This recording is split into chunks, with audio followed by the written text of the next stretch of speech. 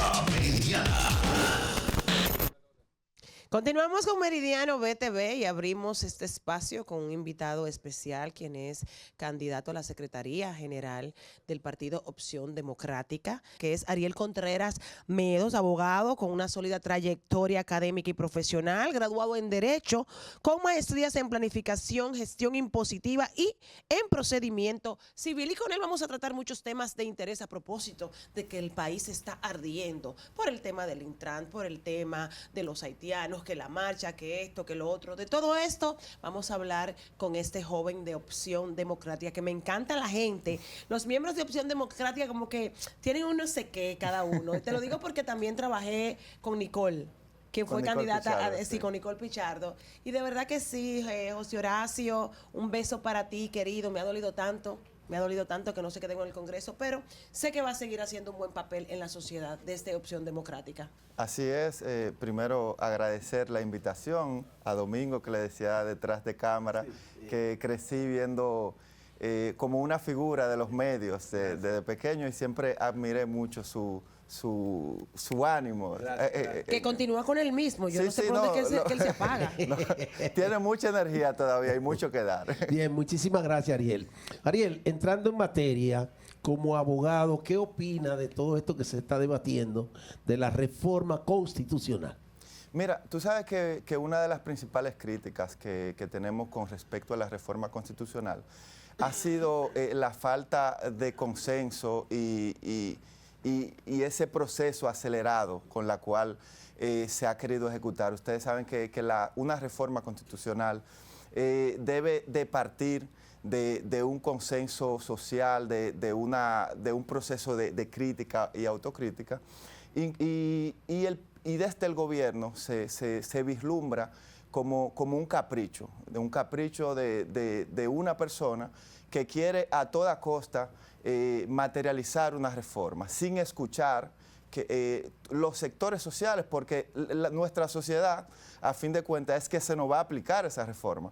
Y nosotros no podemos pretender llevar a cabo una transformación del sistema sin escuchar lo que dice la ciudadanía. Yo creo que ese es el punto de partida para una reforma constitucional y hago una crítica con respecto al mismo sistema que tú decías que José Horacio se quedó fuera del Congreso, lamentablemente.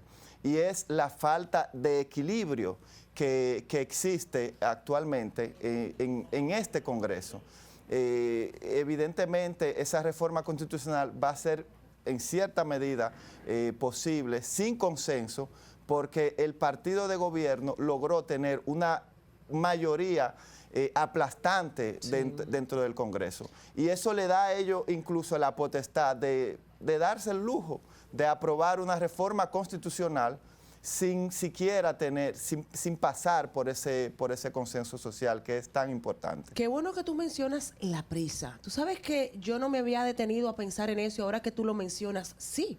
¿Cuál es la prisa para una reforma constitucional? Como tú bien lo dijiste, se ve que hay prisa, están corriendo. ¿Cuál es la necesidad en este momento de hacerlo con prisa? Si eso se debe estudiar, se debe consultar, se debe hacer de manera pausada, meditada, pero nada.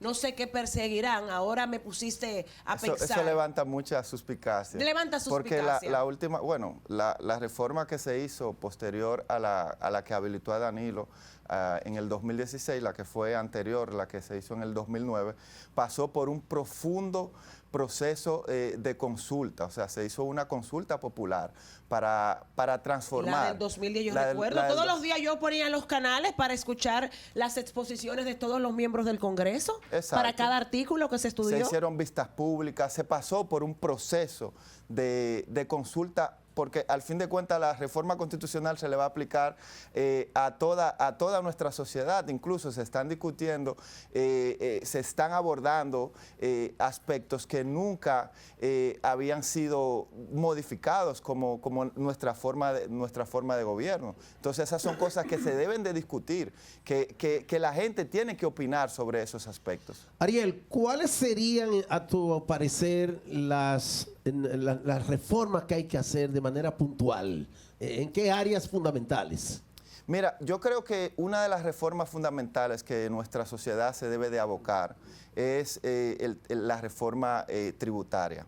Pero nosotros tenemos que entrar en ese proceso de reforma pensando en esa sociedad, en los más desposeídos. O sea, aquí nuestra sociedad en los últimos años ha tenido un esquema de impuesto que es regresivo, o sea, hace que los que menos tienen paguen impuestos y los que más tienen paguen menos impuestos. Se benefician de excepciones y al fin de cuentas no hay una retribución de cara a la ciudadanía, y los impuestos son en cierta medida una forma de gestionar el esquema público. Se debe de buscar la forma de que eso en cierta medida se le devuelva en servicios públicos, que se revise la calidad del gasto. Ahí podemos entrar en la fusión de los ministerios. Nosotros no sabemos realmente cómo se va a hacer.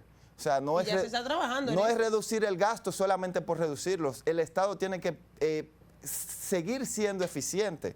Y no podemos hacer reformas solamente por bajar números, o sea, por decir, bueno, se van a fusionar tales ministerios para reducir en cierta medida en números el gasto, sino por qué se van a hacer esas fusiones y cuál va a ser la utilidad pública de esos cambios. Ariel, algo que distingue a los miembros de Opción Democrática es su preparación, su educación, y a propósito de eso, ¿cuál es la opinión de Opción Democrática y la tuya sobre el sistema de educación de la República Dominicana, el sistema de educación pública? Bueno, yo fui candidato a diputado por la circunscripción 2 en el municipio de Santo Domingo Este, y algo que tuvimos en común todos los miembros de Opción Democrática fue esa crítica al sistema educativo. Nosotros tenemos una ley que regula la educación en nuestro país, que es del año 1997. Y en ese mismo sentido tenemos una constitución que es del año 2009. Y la constitución en cierta medida manda a reformar el sistema educativo porque da una visión totalmente diferente a la que existía en el año 1997. Y en cierta medida nosotros o los congresos que hemos tenido tienen una deuda pendiente con ese repensar del sistema educativo, que tenemos que tener una educación que sea inclusiva, donde los jóvenes puedan tener una formación integral. Cuando hablamos de una formación integral, hablamos de que cuando salgan los bachilleres, tienen que estar formados en todas las áreas básicas, y según estudios que han salido recientes, por ejemplo, el estudio que realizó el ANGE, se demostró de que los jóvenes están saliendo sin capacidades mínimas en aritmética y en literatura. O sea, los jóvenes que están saliendo bachilleres saben sin las capacidades mínimas de matemáticas, y no saben de matemáticas y no saben con capacidades básicas. Entiendo. Para poder leer. Realmente. Ni lectura comprensiva. Exacto. Quemaron esa materia, si es que todavía la dan en las escuelas. No, y eso se refleja en los comentarios cuando uno entra a las redes. Eso es terrible. Ariel, quisiera tu parecer a propósito del tema del día y de toda esta situación de análisis que se ha dado con el caso de Hugo Veras y el señor Jochi Gómez. Esto ha levantado todo un movimiento de opinión pública muy crítico y ahora está ya en la fase judicial. Entonces me gustaría escuchar de ti un parecer, un análisis, este caso. Mira, yo como abogado podría decir en cierta medida, ahora estamos en una parte de preparación, o sea, de ese expediente. La Procuraduría tendrá los méritos para presentar acusación, porque si ellos ya procedieron a tema de arrestos y allanamientos es porque tienen pruebas, indicios, pero no podemos dejar de considerar de que nuestra misma Constitución establece que todo ciudadano es inocente hasta que se demuestre lo contrario. Pero lamentablemente ya la sociedad... No, la sociedad condena. lo juzgó No y obstante, condenó. lo que sí podría como abogado abordar es el tema de la forma, de cómo se hacen las cosas. Y lo que a mí me preocupa es la manera atropellante en que el Ministerio Público ha venido accionando con respecto a esos tipos de casos. O sea, ellos están haciendo una justicia mediática, farandulera, por así decirlo. Ellos se están llevando, dándole un matiz de farándula a esos casos para impulsar en cierta medida sus comunicaciones. Pero eso en la salud del procedimiento, hacer esos arrestos abusivos en frente de aparatosos, en frente de familiares e hijos. Yo soy padre y a mí verme en esa situación me apena mucho. Si soy empático. Entonces yo creo que el Ministerio Público, en cuanto a la forma de cómo está accionando, debe de poner en cierta medida, bajar un poquito la marcha. Ariel, la posición de Opción Democrática y la tuya personal sobre el tema haitiano. Sí, mira, yo creo que el tema haitiano en cierta medida está siendo abordado desde una perspectiva en cierta medida errada. Y la sociedad se está polarizando sobre aspectos que no son los correctos. Porque yo creo que el tema haitiano es un tema que se debe de abordar desde las fronteras. Y te lo digo porque... ¿Cómo así desde las fronteras? Desde las fronteras. Nosotros históricamente hemos tenido unas fronteras corruptas. Claro. Unas fronteras donde impera el macuteo, donde el que tiene dinero cruza.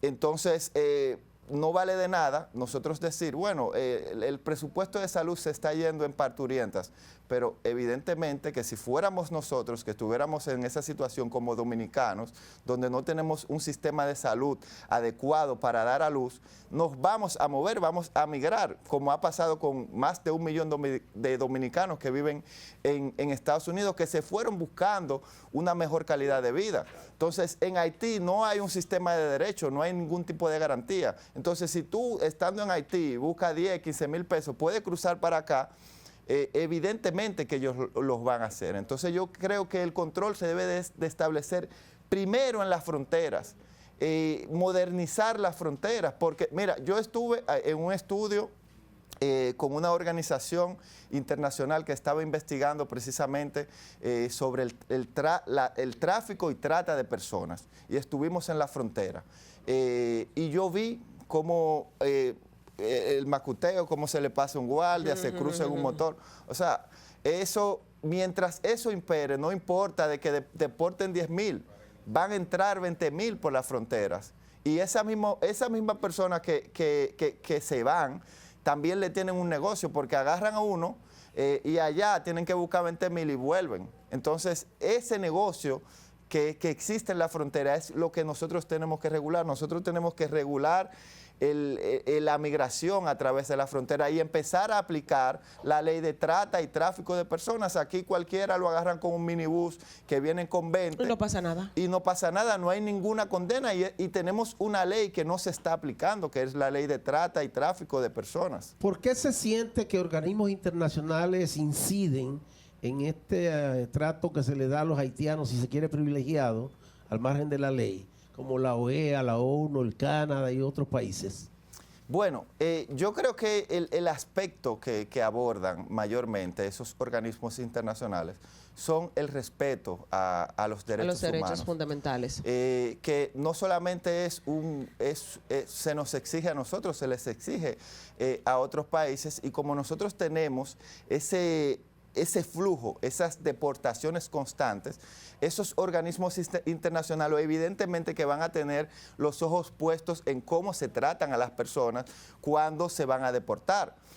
Y yo creo que las deportaciones deben de continuar, tomando en cuenta el respeto de la integridad y el respeto de los derechos humanos de esos que están irregulares. Y evidentemente controlar el problema que tenemos en la frontera, porque de nada vale deportarlos cuando ellos van a volver a cruzar.